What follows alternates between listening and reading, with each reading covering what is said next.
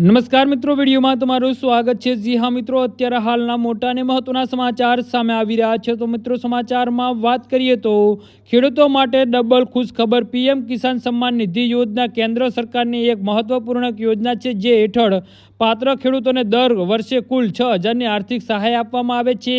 આ રકમ 3 સામાન હપ્તા દરેક વખતે 2,000 તરીકે સીધી ખેડૂતોના બેંક ખાતામાં ટ્રાન્સફર કરવામાં આવે છે। અત્યાર સુધી સરકારે 21 હપ્તા સફળતાપૂર્વક જારી કરી ચૂકી છે અને હવે ખેડૂતો માટે 22મા હપ્તાની આતુરતાથી રાહ જોઈ રહ્યા છે।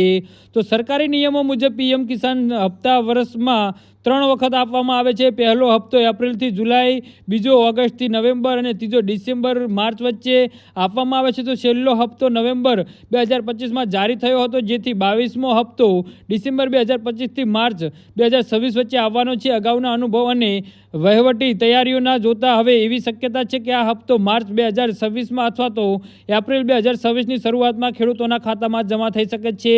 1 ફેબ્રુઆરી 2026ના રોજ રજૂ થનાર કેન્દ્રીય બજેટ પર દેશભરના ખેડૂતોની નજર છે। હાલ પીએમ કિસાન યોજના હેઠળ ખેડૂતોને દર વર્ષે 6,000 મળે છે, પરંતુ મોંઘવારી, ખાતર, બીજ અને ખેતીના વધતા ખર્ચના કારણે લાંબા સમયથી આ રકમ વધારવાની માંગ કરવામાં આવી રહી છે। એવી અટકળો છે કે બજેટમાં સરકાર પીએમ કિસાનની વાર્ષિક સહાય વધારવાની જાહેરાત કરી શકે છે।